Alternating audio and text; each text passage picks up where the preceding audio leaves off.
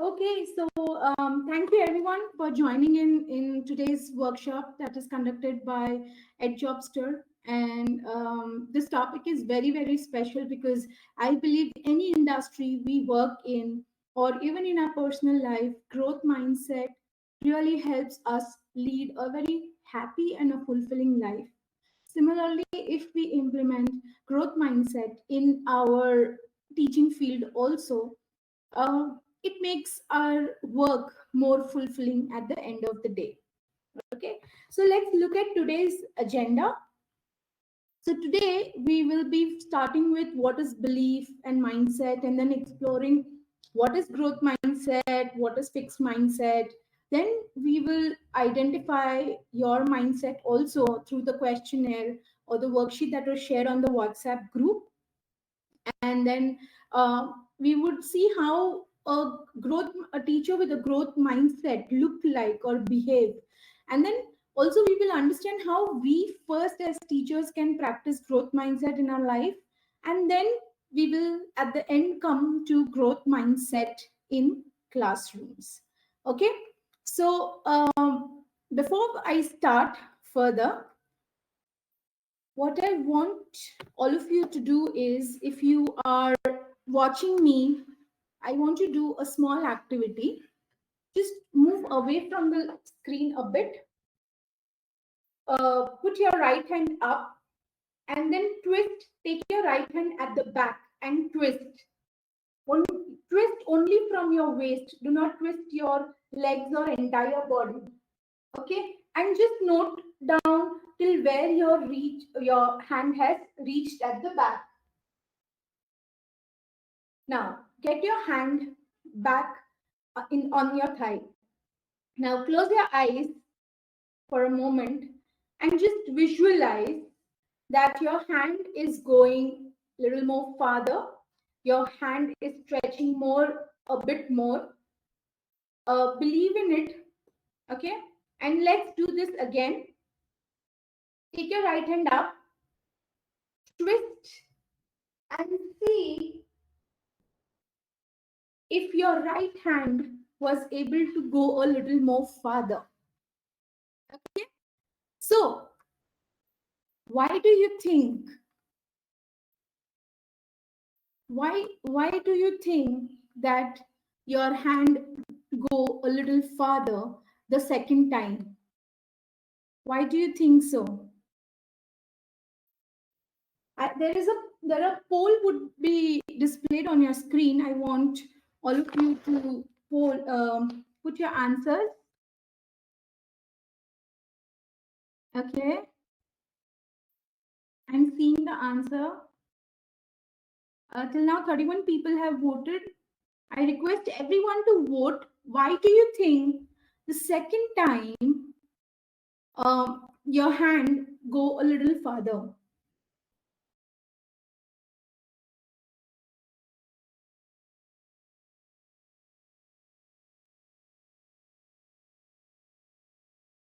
Okay, let me publish the result now. So we all saw that 78% of the people thought that it is because you visualized it or you believed it. 23% people also thought that you got a little more flexible. But the right answer is that it's not easy to get flexible in such a short duration, but it is more because of your belief, because you visualized it. So, what is a belief? Belief can be defined as the mental acceptance or conviction in the truth or actuality of some idea. Do you agree? Yes. So, each action that we perform is driven by the belief that it is possible. Now, when you have that belief, anything is possible for you. And as teachers, we see this all the time because we have students who are capable of success, but they seem to sabotage themselves, and other students who have tremendous obstacles to overcome but are successful, and they demonstrate resiliency. So what is that one thing, that makes different? What is that one thing that makes them different? It is the belief in themselves. Okay. And now there are two types of belief. The first one is the limiting belief, and the second one is empowering belief. Now, what is limiting belief? It breaks you down, and it makes you believe the lie that you can't achieve your goals, and it is deeply rooted in fear, and it makes you it shows you evidences that appear real to you, and you constantly feel that I'm not good enough for this, or I'll never be able to do that. That is your limiting belief. Vis-a-vis, what is empowering belief?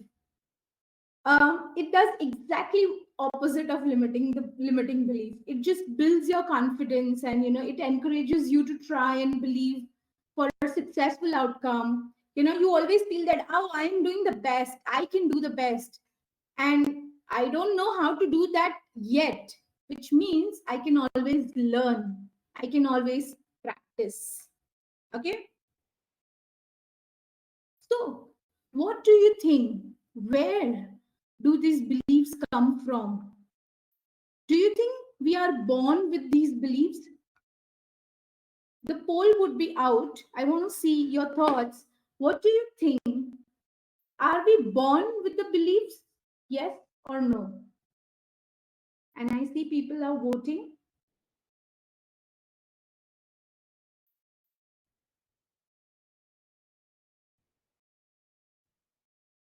32 people have voted, 40 people have voted.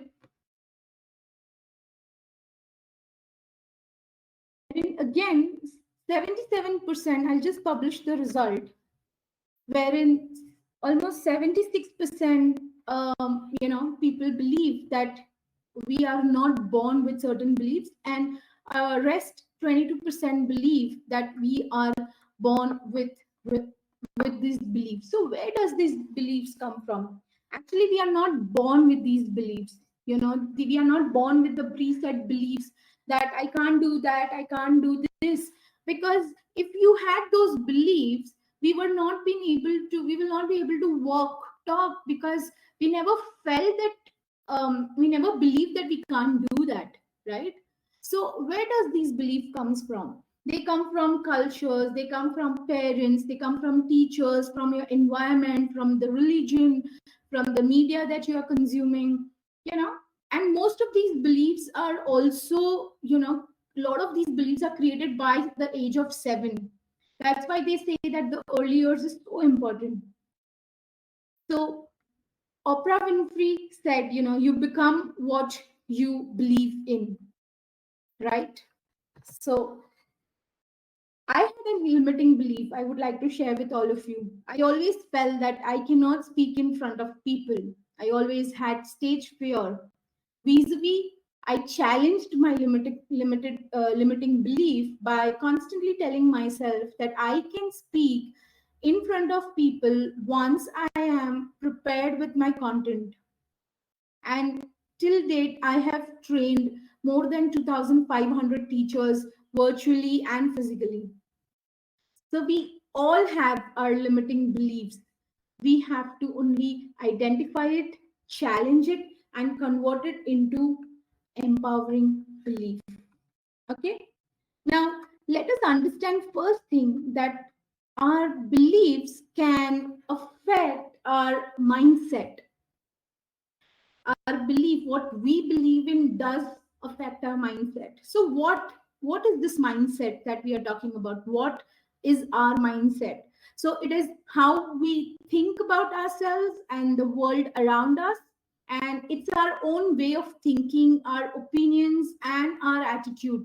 So it is actually the foundation. If you actually look at it, it is actually the foundation of our happiness and success, because it's the attitude, it's the opinion, and it's the way of our own thinking, right? Now, if we have limiting belief about ourselves, that I can't do this, I can't do that, and you have a message in your own head that is constantly telling you, I can't do this, I can't try that. It means you have a fixed mindset.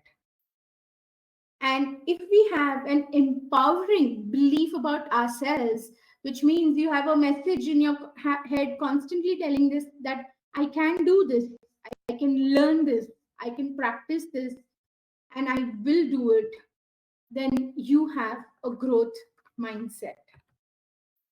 Okay, let's look at these two terminologies even more in detail. Generally, with fixed mindset, if you have any new task or if you have any new thing to do, the first thing, the few messages that come to your mind is, I am not intelligent, or everyone else is better than me.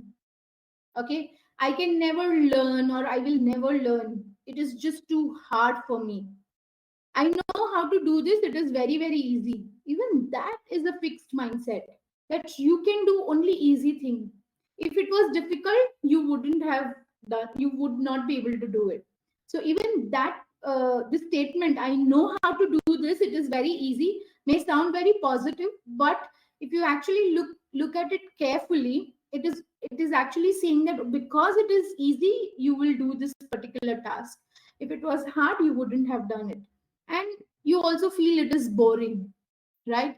So you might have been, raised to believe that everyone in your family, is not good at math, so you will also be not good at math. Or there are many such statements that are being told to us. Or you might dislike challenges because the people around you made you think that you are not as clever as you would like to believe in, or you would like to be.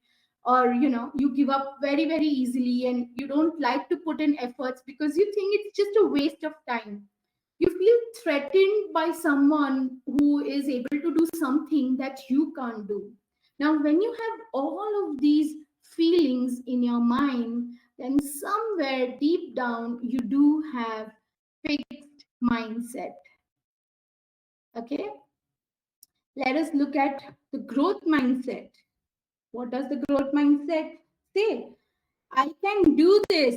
Who can I learn best from? So you're constantly looking for a trainer or a mentor or a coach. Or you say, how can I get better at this? I know it is too hard for me now, but I'll keep trying and I'll get there. So these are the messages that will constantly run in your mind.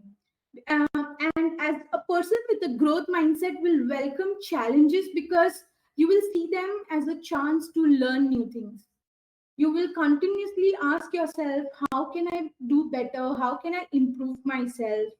And you see that efforts, when you put efforts, it is a path to get better at a skill. Okay, and you believe that feedback is incredibly helpful and positive criticism is a way to get better at things. So this is what you feel when you have growth mindset. Okay, so worksheet time. I want all of you to open your first worksheet. Okay, and there are a few questions. The name of the worksheet is, do you have a growth or a fixed mindset? It's a questionnaire. And I'll give you 5 minutes to solve that worksheet. And I want you to understand what kind of mindset you have. I don't want you to say it out loud or anything, but I just want you to answer those questions correctly. So your time starts now. I'll give you next 5 minutes to actually finish the questionnaire. Okay, I'll just show you how the worksheet looks like.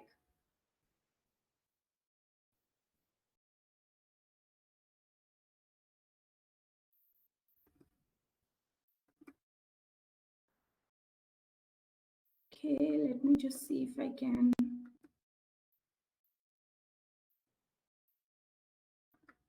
Those who have Rajiv and Trisa Patel, you had raised hands. Do you want to ask anything? The worksheet, yeah, where is the worksheet? The worksheet is in the WhatsApp group.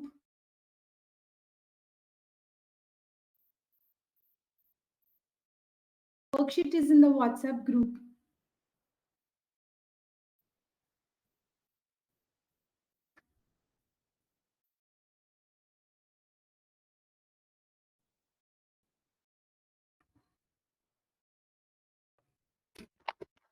I would suggest you to download the worksheet from the WhatsApp group.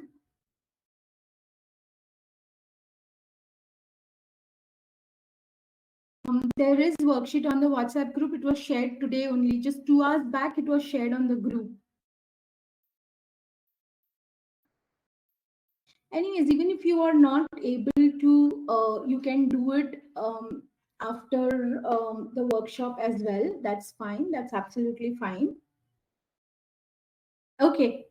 So I hope all of you who have done the worksheet were able to identify whether you have growth mindset or a fixed mindset. Okay. So then let's take our session further and let's understand.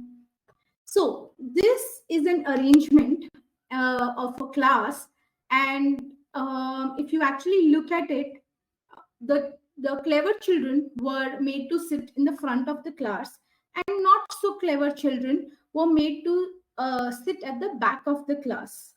Okay, so I want to understand from all of you if you feel this arrangement is fair or is it right.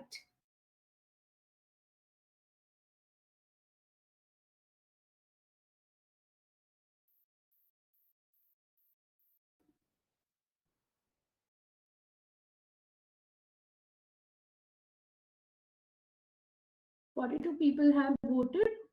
Let's wait for some more votes.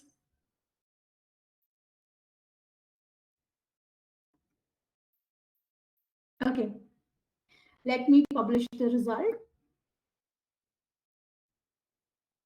So 92% people think that it is not a fair seating arrangement, and 10% people feel that it's a fair arrangement. So a professor from USA, Carol Dweck, has profoundly changed the way we think about learning. Now, when she was a child at a school, in that school, this was the arrangement. So the teacher chose all the children with high intelligence to sit in the front, and the children with low intelligence to, to sit at the back. And that gave her a lifetime curiosity to learn more about intelligence. So it was Carol Dweck who gave us the term growth mindset. Now, in her research, what she wanted to understand was, is it intelligence? Is it fixed, or can we improve on our own or on our intelligence? So Dr. Dweck's research has helped us understand the difference between a fixed mindset and a growth mindset, and how can we use, to maximize the learning potential in the children we teach, because it is very clear that intelligence is not fixed. You can always work towards it, you can always practice, and children are able to learn better. So let's look at the next thing. How would a teacher with growth mindset look like? This is very important. First one is aware of why. So a teacher with a growth mindset is clearly aware of why did they choose to teach, and how are they making the difference. How are they making difference in a child's life? They are very, very clear about why are they in this education industry or in this noble profession. So here I give you 1 minute right now to think of why do you think you are in this profession? Why do you think? Because that will be your first step towards being a teacher with growth mindset. And if you are unable to think of the why, I would suggest you to look at the video of Simon Sinek, who will help you identify your why. Okay, so take a 1 minute and write down, why do you think you are in this noble profession? Why are you a teacher?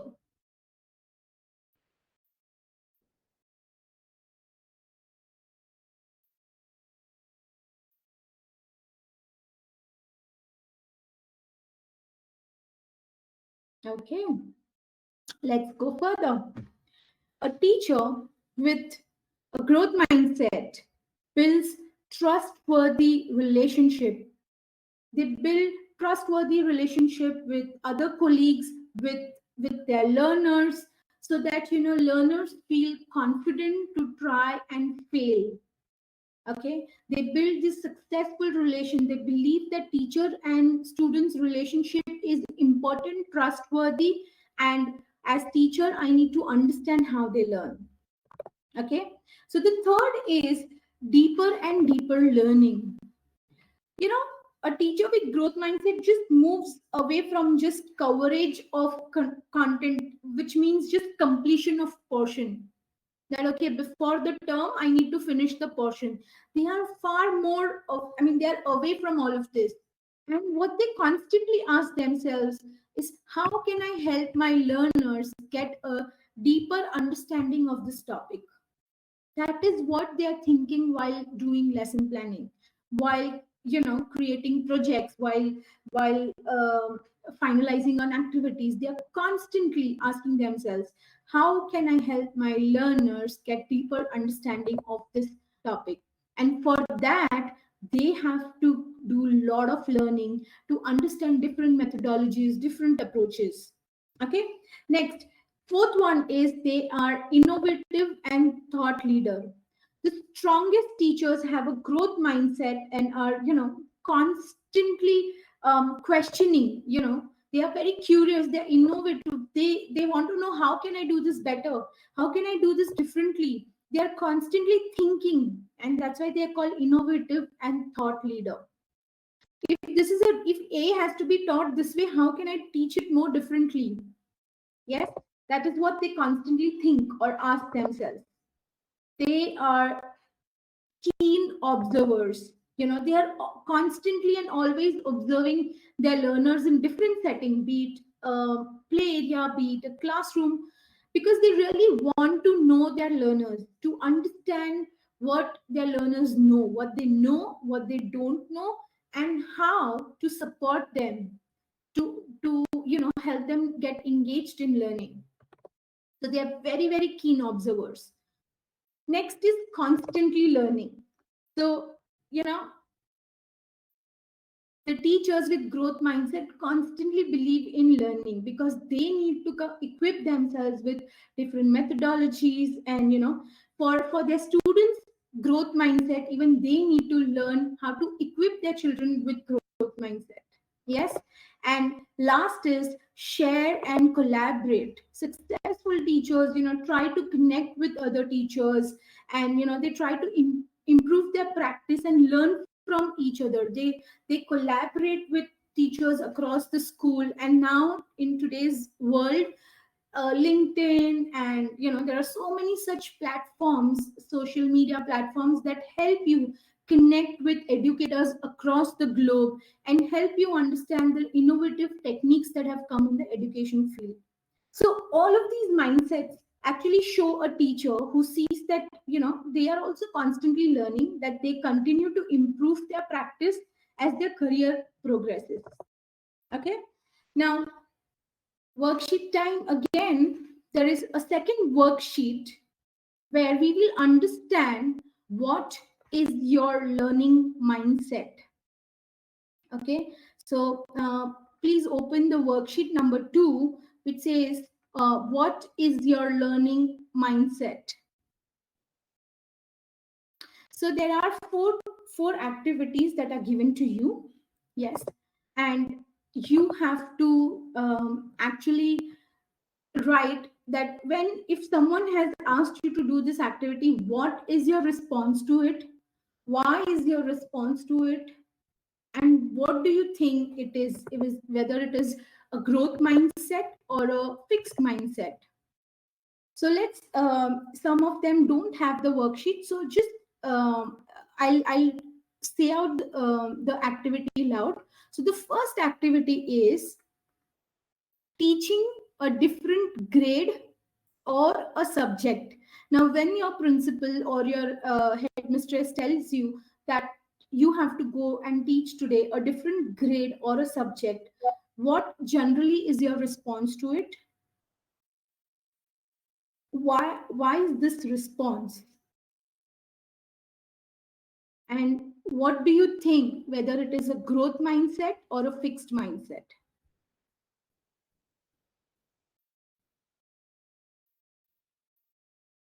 Um, where we have to write the worksheet. The worksheet is there in the WhatsApp group. Even if you have not downloaded the worksheet, you can right now just write it in your diary. Okay, so teaching a different grade or a subject, what do you think will be your response? Your response could be, I know how to do this, or I have been a teacher for some time. Why your response would be, I have been a teacher for some time, so I know how to do this. Now, when you say this, what do you think, whether it's a growth mindset or a fixed mindset? I hope everyone is doing the worksheet. The second activity is making a wedding cake. So first, what will be your response? Think about it. What will be your response if I tell you, okay, make a wedding cake?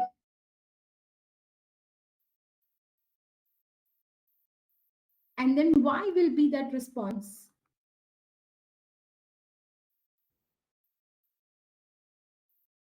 And then reflect whether your response is a growth mindset or a fixed mindset.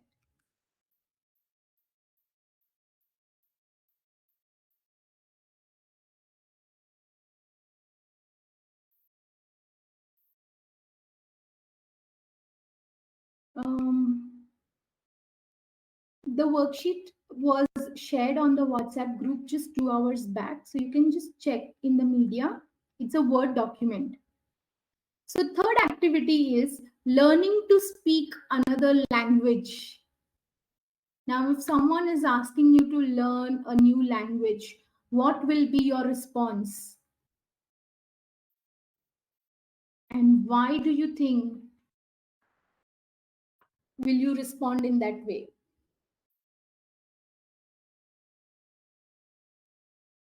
And is it growth mindset or fixed mindset? Yes, Sophia, you were raising hand.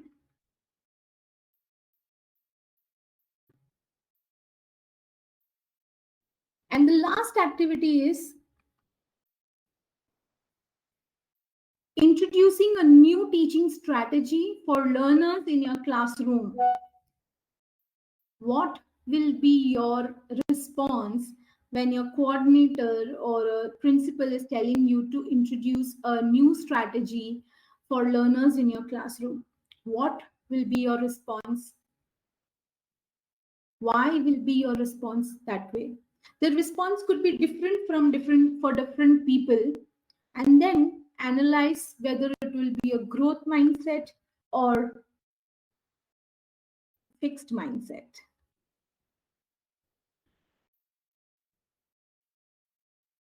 So I remember sharing this with someone when I was a teacher, and the principal came in and told me to.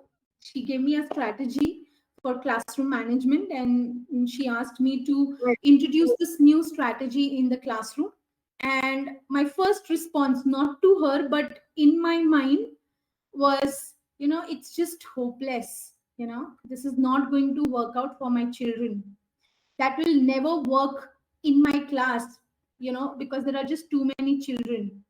And that that I realized that that was my fixed mindset.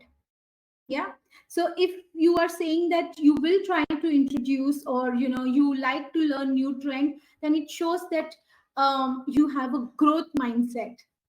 Yes. So this is what we were trying to do. We were trying to understand your learning mindset, because whenever a new activity or a new thing that you need to do, how do you respond to it tells so much about your mindset. Okay. So I hope everyone has done the worksheet. Those who were not able to do the worksheet, we will share it on the WhatsApp group once again. You can do it around, say, after the workshop also. Okay. So what kind of learning mindset do you have, whether it was growth mindset or a fixed mindset? Now, how teachers can practice growth mindset? This is something very important, because before you actually implement, or you are trying to do growth mindset for your students, you first need to practice growth mindset with for yourself. Okay. So the first thing is, be a lifelong learner. Never stop learning and growing. So Ronald Osborne said, always undertake something that is difficult, and it will do you good. Because unless you try to do something beyond what you have, already mastered, you will never ever grow. So no matter how old you are, no matter how good you are at your job of teaching, it's important to never stop growing and learning. Even the best teachers are constantly on the hunt of new ideas. They are constantly looking for new ideas, new methods, new ways of thinking to actually serve their students better. Sure, it might, if you have one or two laurels or certificates here and there, it might get easier. And those already finished lesson plans. But just as we encourage students to always push their learning further, teachers must constantly be learners themselves. In fact, isn't it just very human nature to just learn? Yeah. So every year I want all of you to take up some new course. We have one more interesting online course coming for all the teachers. You may even look at enrolling yourself for that online course. So at least once a year you need to learn about a new methodology, or enroll yourself in a new course, or see what new skills can you equip yourself. Yes. So a teacher needs to be a lifelong learner. You have to start reading research articles. You have to read different articles on different topics. There's neuroplasticity, growth mindset, so many new concepts: inquiry based learning, play based learning, project based learning. NEP has come up with toy pedagogy. We all need to be aware of these pedagogies and how we can implement these pedagogies in our classrooms. So that's why the first step is be a lifelong learner. Second, try new methodologies and experiment. Many schools are teaching students to be young innovators, young makers, design thinkers in order to succeed in an evolving global economy. Therefore, don't you think that teachers should also be innovators? We all want our children to be innovators, but what about teachers? Aren't we also should be innovators?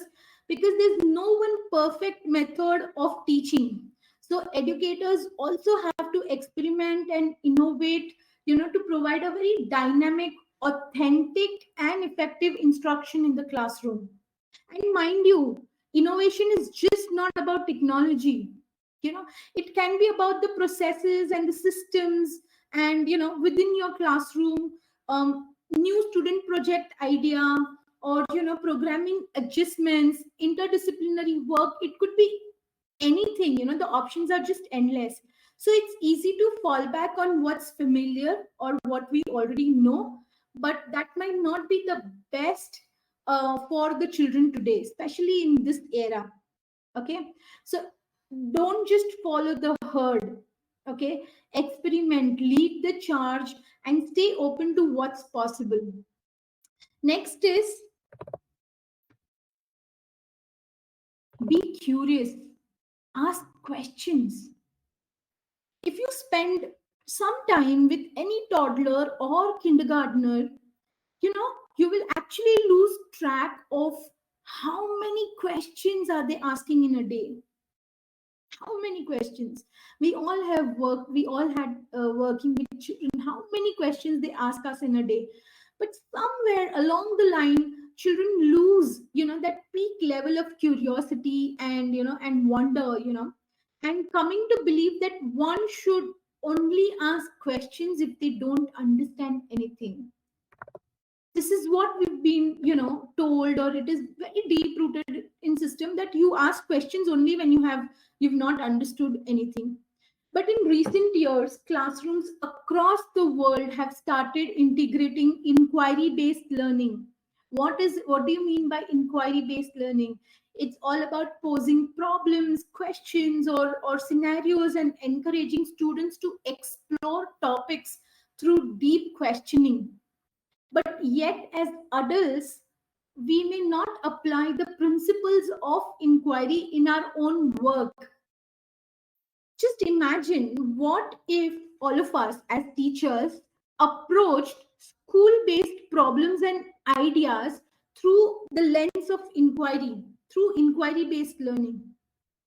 Imagine how much deeper we could dive and how much more creative our ideas would be if we started thinking from the lens of inquiry. So, learning a new technique or a philosophy in PD, use these inquiry techniques, and you can implement this in your work also. Next, be flexible and adaptable. Avoid being rigid.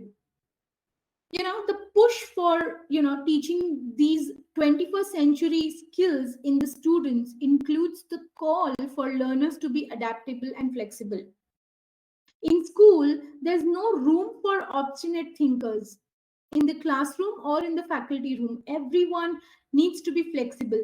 So great things can be achieved when we let go, or we stretch our rules and expectations or boundaries and include outside perspectives. That's what is this called, outside the box thinking. So in order to keep growing as teachers, we must be willing to adapt our practices to the needs and best interest of our students, and find a way to include the input and contributions of every one of our colleagues, of our leaders, of our students as well. And for that, you have to be flexible, you have to be adaptable. And when I say adaptable, it also reminds me of adapting to the new technology that is constantly coming in. On June 29, 2007, the first iPhone was released, and it changed our world forever. And in just few years, technology has just sprinted forward at breakneck speed. It's just going up and up. New technologies are constantly coming in. Laptops and devices fill our classroom, and seemingly everyone has invariably have computers in hand or smartphone in hand. So where are we going to be in next 10 years? What is that new technology? And students are in this technological world, right? Have you all heard of chat gpt? Have you all heard of chat gpt? You can put it in Q&A. Yes, no, yes. Anyone else? Yes, no, yes, yes. Okay. And now tell me, how many of you have actually at least attempted once to understand or to use chat gpt? If your answer is no, that you have not heard about chat gpt, then you must read about it. And if you haven't tried chat gpt, it's an amazing technological tool that will increase your productivity as teacher. I'm not asking you to use with your students, but I'm just asking you to use for yourself, to increase your productivity, to increase your creativity. Yes. So today after the workshop, I want all of you, to just go and see how you can use chat gpt to increase your productivity. And that's what I mean by when I say adaptable and flexible. Next, live more with ears and less with mouths. We often don't actually listen to people, and when people talk, we need to listen to them completely, and most of the people never listen. Imagine a typical school staff meeting. A teacher is speaking about an idea, and maybe you have turned out, or you are busy thinking about your response already, or you are watching at the clock, or counting the minutes, time, until the meeting gets over. How often do you really deeply listen to the contributions of others and take time to seriously consider what they have said before giving your response? Just reflect for a few seconds. How many times we have actually heard someone listen to our ideas before giving our response? Chances are not very often, because everyone's attention span has also reduced. So we expect students to listen to us all day long. But how often do we do the same? When we slow down and authentically listen to someone, we not only open our minds to new ideas, but also create a community of colleagues who feel heard and understood. So the next time someone is speaking to you, what next time? Right now, only when I'm speaking to you, try this. Do not think too much, do not interject, do not consider a response, don't let your eyes or mind wander. Just look at me, just listen to me. The more we listen and collaborate with one another, the more we grow together. Okay. And the last strategy for teachers to practice growth mindset is reflect. Margaret Wheatley said, without reflection, we go blindly on our way, creating more unintended consequences and failing to achieve anything useful. So, in order to continue to grow, to learn, to improve, we must consistently take time to evaluate our work and analyze how we are doing. Our academic year, our school year is so busy, and self reflection is very hard to prioritize. But one solution is to build reflection activities into professional development or into teacher meetings to maintain a consistent and a meaningful routine. It's important. When I was a school leader, we made sure that at the beginning of the year we had a self reflection activity to reflect on the previous year and also plan the next year. And then once in 3 months, once a term, we always had one reflection activity to reflect on how the term went by. The brain can actually adapt and change, no matter how much you are set in your own ways or glued to your habits. Say hello to neuroplasticity. When you regularly examine your strengths, your weaknesses, your triumphs, your failures, and your goals, you have to continuously adjust, which ensures that you are on the right track.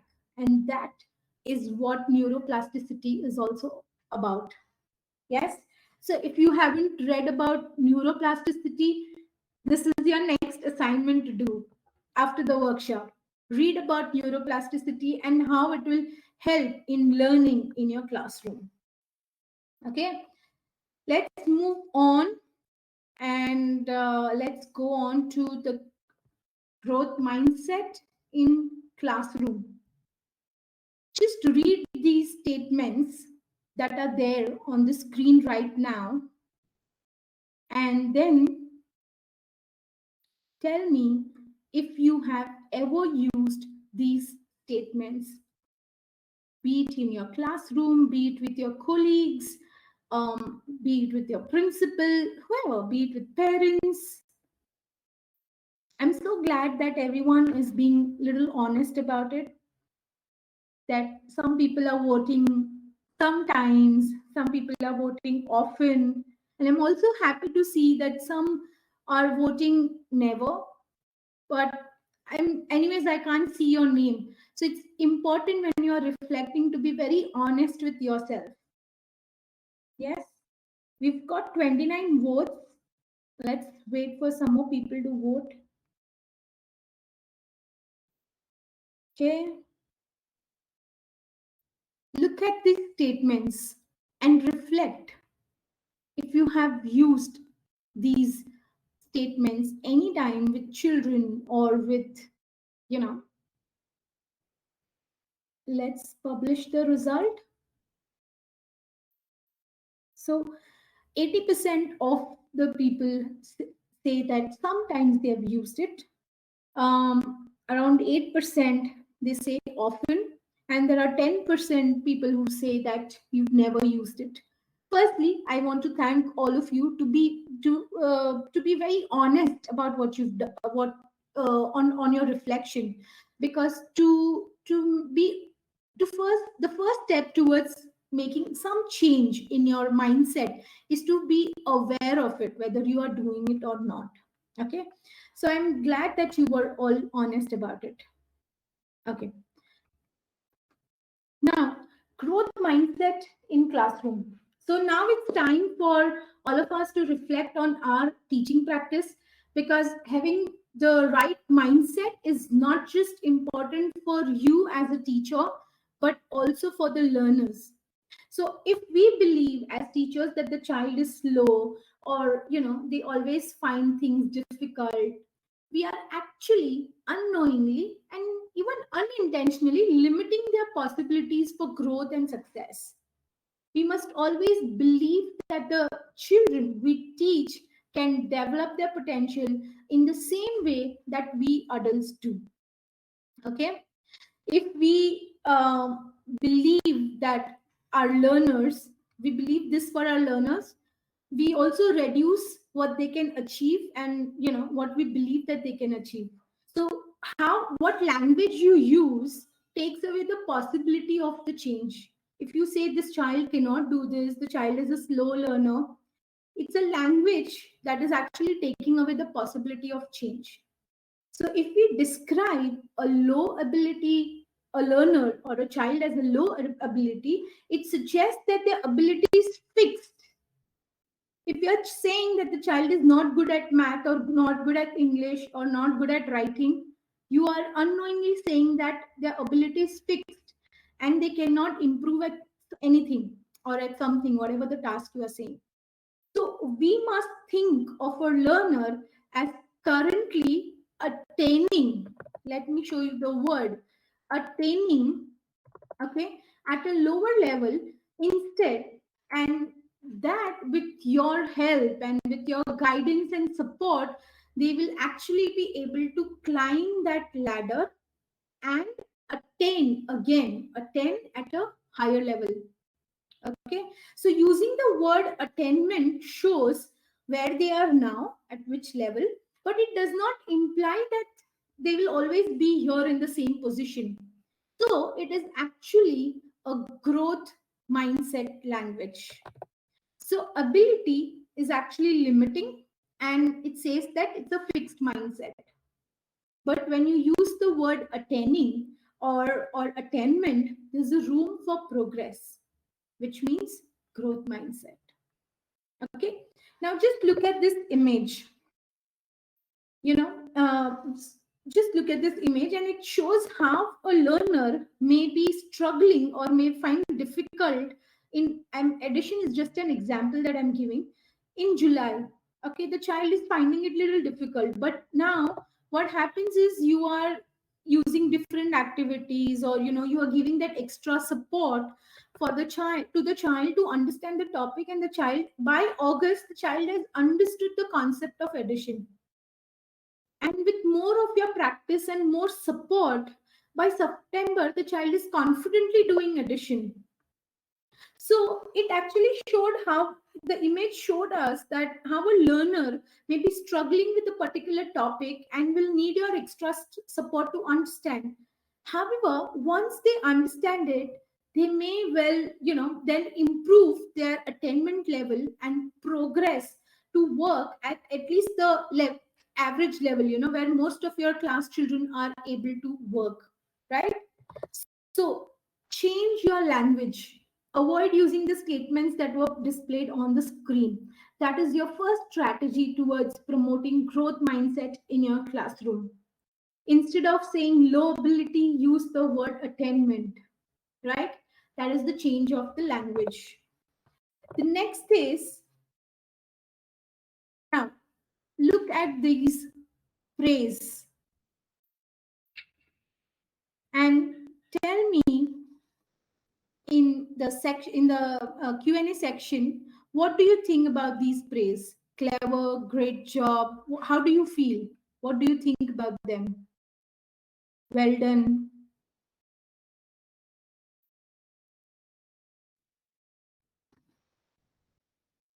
Can anyone say anything?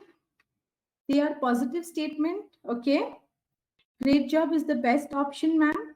Okay. Okay. Let us understand how praise can actually promote a growth or a fixed mindset. So, the most effective way a teacher can encourage a growth mindset is through praise that they give to their students. Agreed? But often, when we say well done or clever boy to any student, tell me one thing, does this help them develop their skills, or how does it tell them what they have done good or what they have done well, and where could they improve further? The first thing when the child comes and shows us the worksheet or work, the first feedback that comes from our that we say is well done or a good job. It's a very automatic thing. Giving a praise is a very automatic thing for a teacher to do in the classroom, mainly because we all want our students to feel encouraged, motivated, and supported. However, we must be careful not to overpraise first, because it can actually make students feel that they don't have to try that hard to deserve that praise. So we should view ourselves as coaches and not cheerleaders. And as Dr. Carol Dweck, who is the inventor of growth mindset, she says that these are her words, that the wrong kind of praise creates self-defeating behavior, and the right kind motivates student to learn. So during her research, Dr. Dweck actually looked at the different learners and differences in how learners viewed their intelligence and their ability to learn based on whether they were given fixed or growth mindset feedback. So students who were told that they were clever tend to believe that intelligence is something you can't work at all. You are born with it, you already have it. And students who were praised for the efforts thought that their intelligence wasn't fixed and they could improve it with more practice and more of uh, learning, right? So let us understand what and how to praise to promote growth mindset. The first thing is praise the process and avoid labeling intellect, which means you have to say that I appreciate the effort that you are putting in completing that worksheet, instead of just saying good job, well done, smart boy. When you use smart boy, intelligent boy, clever boy, you are actually labeling the child for the intellect. and not praising the efforts. Second is, be very specific, praise the specific effort. If the child was struggling with addition and now the child is at least doing few of them, praise that effort that the child is putting. Yes, taking on, if the child is taking on very difficult and complex tasks, we need to praise them. So these are the things that you need to praise and not just the intellect. Okay, if the child is learning something new, the child is ready to learn something new, we need to praise them. Yeah, if the child is constantly improving on something, we need to praise them. And if the child is having a persistent struggle and the child is still practicing it, we need to praise the struggle as well.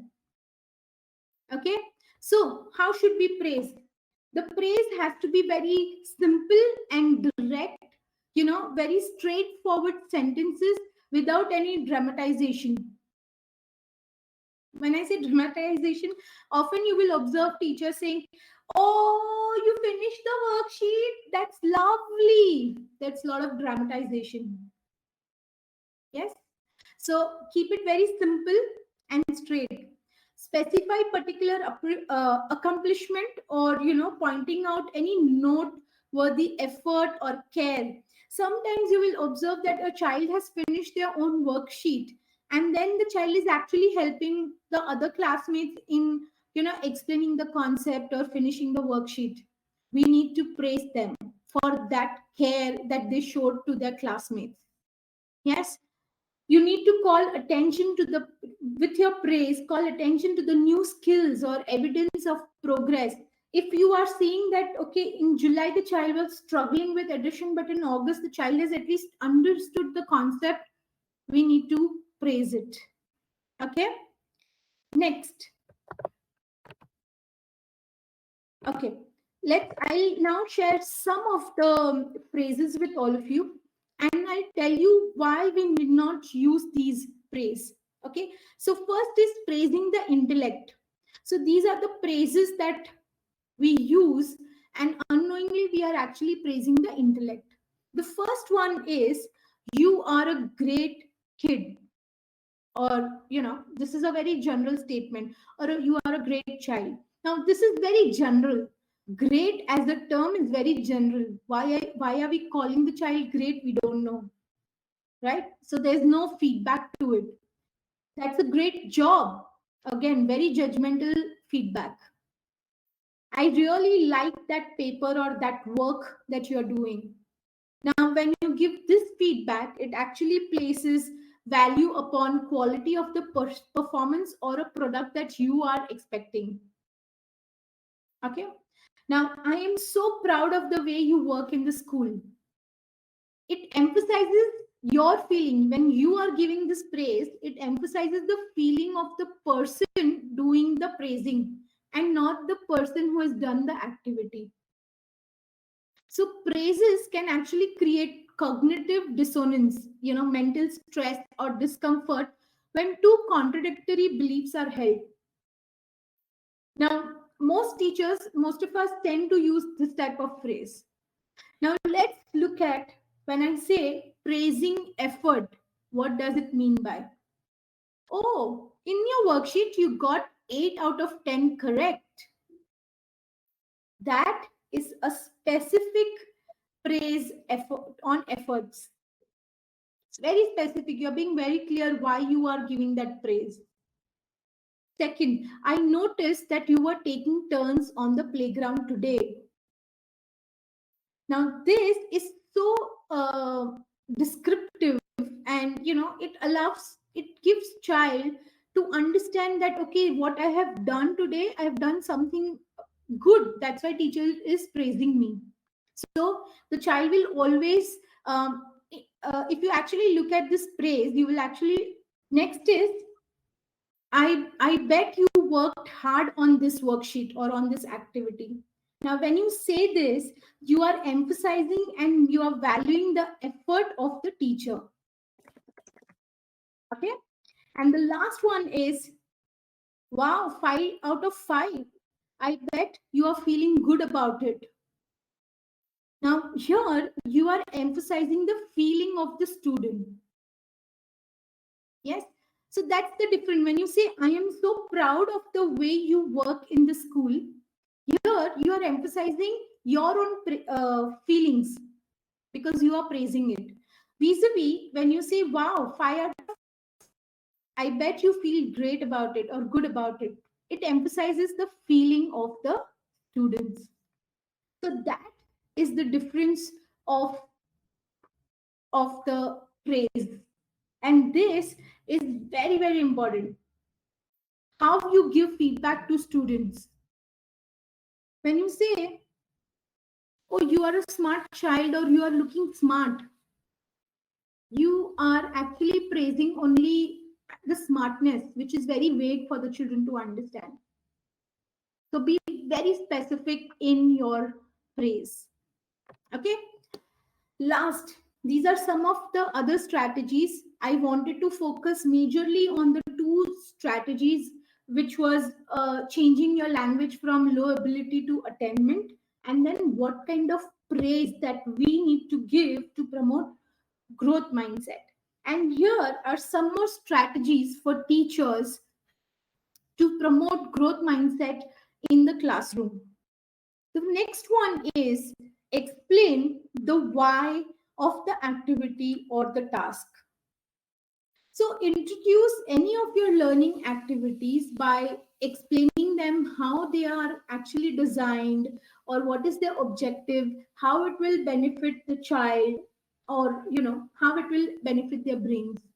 For example, when you teach your students how to do collaborative learning activities, tell them that talking about what they have learned helps them own and process the information better. Explain them why you are doing collaborative activities. And explaining the why of your activities, of any task, of any assignment is important. And that is what your application based learning is all about. When children understand how they are able to implement what they are learning, they will be able to learn better. Okay. Next is avoid reacting to your students or learners' mistake. When we overreact to mistakes or get frustrated with students' inability to follow rules or classroom routines, we actually scare them out and we undermine our message that learning is a process and failure is a natural part of that process. You are not giving that message. You are giving a message by reacting that they shouldn't fail. So make it your goal to respond to the students' mistakes, which is patience. Remind students that each time you practice this routine or this particular activity, your brain is getting stronger, and it will be easier for you to do with it to do the next time. Okay. So do not if you actually recollect in your childhood, you must have done some activity, and then suddenly if any adult around you has reacted, you would get scared to do that again. Okay. So avoid doing that in your classroom. Involve learners in classroom decisions. This is also very important. As teachers, you don't have to start the school year with a very perfectly decorated classroom. Instead, leave space for students to create and suggest the displays and the decorations to you. Throughout the year, ask questions to find out what your students, class students, would like to have as a reference in the classroom, or what displays they would like to see. Yeah. Instead of just putting charts every day out there.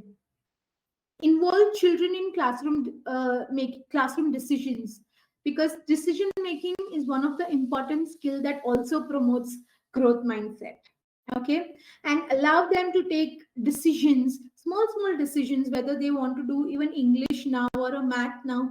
Give that choice, give that option to children and allow them to take that decision. Okay. The next is Be a role model of growth mindset. I'm sure this might sound very, very cliche that, oh, we are the role models and, children imitate us. But that's so true. Unless you don't follow or practice growth mindset, how will children do it? If you are not learning any new thing, how can you expect children to learn new things? Be a role model. Allow your class students to see that you are willing to learn and try new things. Even when they are very hard for you, be honest when you try things in the classroom that are just out of your comfort zone. Let students see that, learning new things or taking on challenges and rebounding after making mistakes are all natural part of life, and it only helps train your brain to grow stronger over the time. So you need to practice growth mindset to actually have growth mindset classroom culture. Okay. And the last one is introduce learners or your students to the concept of growth mindset and neuroplasticity. Slowly, as the children are moving, if you are working with primary, middle school, and high school, do ensure that you are introducing these concepts to children through books, through apps, and there are so many resources available now, online. Two of the best children's book on growth mindset. The first one is Your Fantastic Elastic Brain by Dr. Joan Daek. I don't know how they pronounce it, but I'll just write the name here of the book, Your Fantastic Elastic Brain, that you can check. And the second book is Making a Splash, a growth mindset children's book. I'll just write the name, Making a Splash, a growth mindset children's book by Carol E. So you can, oh, sorry, I just tried the wrong spelling. Yeah, you can check these two books. There are also some nice free online brain songs provided by the University of Washington. Yeah, so you can even check that. These are some nice resources that you can use in your classroom to explain children about these concepts, because once they are aware of how their brain works, how growth mindset helps them, they will do it more often, they'll practice it even more often. Okay, now we've come to the end of our workshop, but I want all of you to reflect. I want all of you to write 3 key takeaways from today's workshop. You can write it in Q&A section, because if you write these down, it will retain in your brain for a longer period of time. Okay, retention of your information will be there. Write 3 key takeaways from today's workshop. You can write it in Q&A section. Yes, this is your first step to build a growth mindset. That's so true. Reflection was an important part, right? 3 key takeaways: reflection, decision making. What else? Introduce neuroplasticity,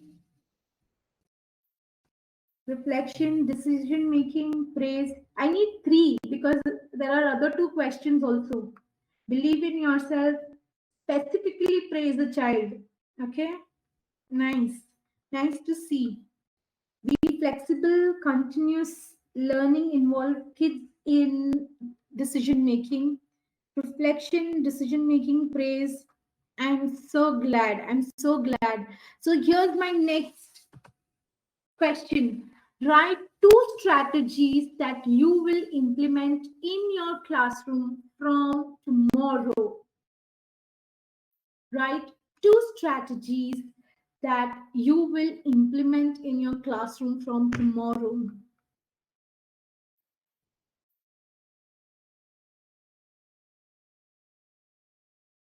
Any two strategies? You want me to go back to the slide?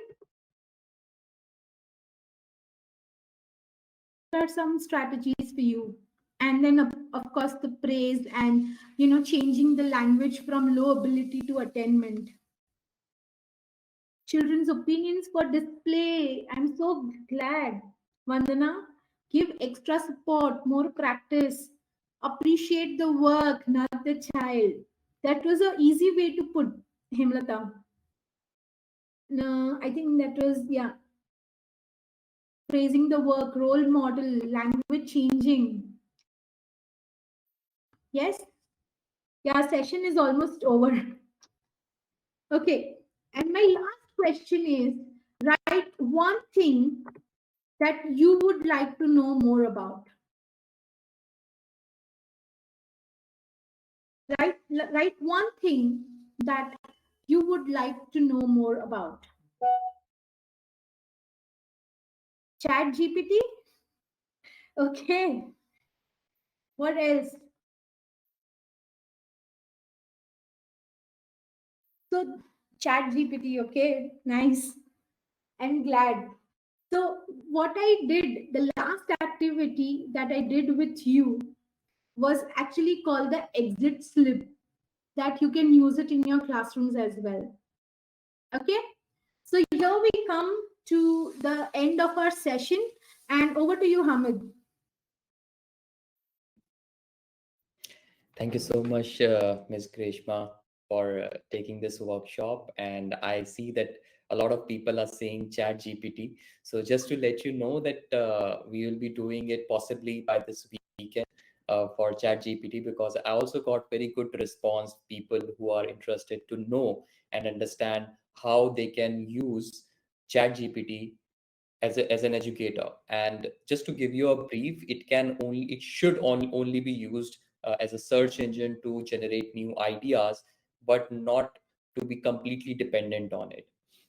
Correct. So let's come back to today's workshop, growth mindset. I just want you all to write down in the comment if you find this workshop useful, and if you think that you are going to build a growth mindset from now on, if you are going to take action, if you are ready to learn, unlearn, and learn more, upskill yourself, and build a growth mindset in the classroom for yourself first. Because if you will build a growth mindset for yourself, then only you will be able to reflect it in the classroom in your students. Yes, it was real eye opener for me, as Ms. Lakshmi says. And Oh, thank you. yeah. So, well, it is a very simple concept of growth mindset that not everyone know, but people who have heard about it or who have read the book Growth Mindset by Carol Dweck really Yes. understand it and understand the importance of it, because it is not just about the people who are born with talent are able to grow exponentially, but the people who are ready to learn, who are ready to never give up, are the ones who are successful, and their mindset is what growth mindset is actually about. Yes. That's amazing. So we are getting very good response. It was very interesting workshop with a very new understanding of growth mindset. Well, now tell me another thing. You just got trained by Greshma Momoya.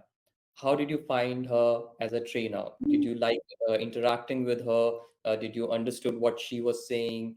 Would you like to learn more from her as a trainer? I would love to hear that. Any other topic you want me to do? There are so many new concepts and new strategies. What is that new thing that you want to learn from me? I came to know about neuroplasticity. Thank you, Monica. Well, She's people and that's a people. very good that neuroplasticity. We can take up that Yeah. concept later as well. So, well, I feel that you found these workshop very useful. Many of you have already done the workshops earlier as well. And now Ms. Greshma said that she want to take up this workshop on growth mindset to help educators understand the importance of this mindset, even for educators' career, for their growth, as well as if we build a growth mindset, if we build a culture of growth mindset in the classroom, it will be easy for students to build a mindset which can help them grow. And to do that, see, you are learning at this age about growth mindset. What if your children are learning about growth mindset now and they are implementing it now? And if they are they started learning and they started growing now. So just imagine by the time they are your age, they will be doing wonders. Yes. Yeah. So, ma'am, Greshma, ma'am, there is a question. Any storytelling sessions section that Not you like to do? storytelling, but we might have a course coming up on classroom management on the same platform. Yeah. So I think Mr. Hamid can Sure. share the So link. we have another, it's a training course actually, not just a 1 day workshop, but a 5 day training course on classroom management that we are conducting as Ms. Greshma will be the instructor of this course, and it will be a 5 day course, and it will be in the coming days. And as it's a 5 day course, we have decided that we will have a limited slot of about 50 to 60 people, as if it is a closed cohort, more interaction is there, and mostly we get 200 to 300 people who join these workshops. So we have I just check the page of it so I can help you all with that. So we have a registration page for it. You can just register for it, and we have actually, so it's actually a paid course, and we want to create value for educators. So for this workshop, we have created uh, this course was for actually Miss Greshma is a very good trainer, so she has a high charges, but she decided that we will create value, but we want to make it accessible for all the educators. So first we decided Correct. that we will give it for 1000 per educator, but then we decided that we will give it for just 499. And for Yeah. the people who are here in this workshop right now, they can do it right now. So it is for them that they can get it just for 299. So this option to opt in for this classroom management course for now is just for 299. So you can go to this link, and we have just one option to pay, that is UPI. So you can click on this link that I have just shared with you, and you can see the course details which are there, and at the bottom you can click on buy now and make the payment via UPI. And what you can do, you can just take the screenshot of the payment and send it to us on the WhatsApp message, on the WhatsApp number of mine in the group. Yeah, it will be an online course, but you will get great value out of it. It is an online course, so it will be scheduled in the last week of February. You will be given the details, and we will do it over Zoom. So you won't have to worry about Zoom meeting. We will do it over Zoom. It will be interactive. We will also give you resource material, and there will be other materials which will be provided. And we will make it a more practical workshop where whatever you are learning every day, you are at least implementing something which is in the classroom. So, Greshma ma'am, would you like to give a little overview about the course and for how many hours it will be, as there are Yes. questions coming in for that? Yeah. Yeah. So the total duration is around 6 hours. So 1 week, 1 hour will be the course, and then you will implement those activities in that week. And we are talking all about classroom management, right from the physical aspects of the classroom, then the instructional model, the 5E instructional model, how to design routines, rules, and procedures. And most importantly, I think all of us, what we most of the educators we are struggling today is to understand the behaviors in children. So we will be understanding why certain behaviors happen in the classroom, and how we can how we can handle those behaviors of the children without getting our class affected. So there will be a lot of value to your course. There will be a lot of tools and resources shared for you. It is a course not just for you to listen, read, and absorb, but something that you will be understanding it, reflecting it, and implementing it in your classroom. And we launch it in end of February or first week of March, and that's the right time for all the teachers to do this course, because this course will help you get ready for your next academic year. Because how you set the tone at the beginning of the academic year is so important. Most of your the misbehaviors in the classroom can be curbed down if you if you start the academic year on a right note, okay, on a good tone. So that's why doing this course now is helpful, will be very very helpful, because as you do the course for 6 weeks, and then you reflect and you think how you are going to do it, um, when you join your school in the new academic year, you are completely ready for the new academic year. Okay, so a lot of the details related to course will be shared with all of you.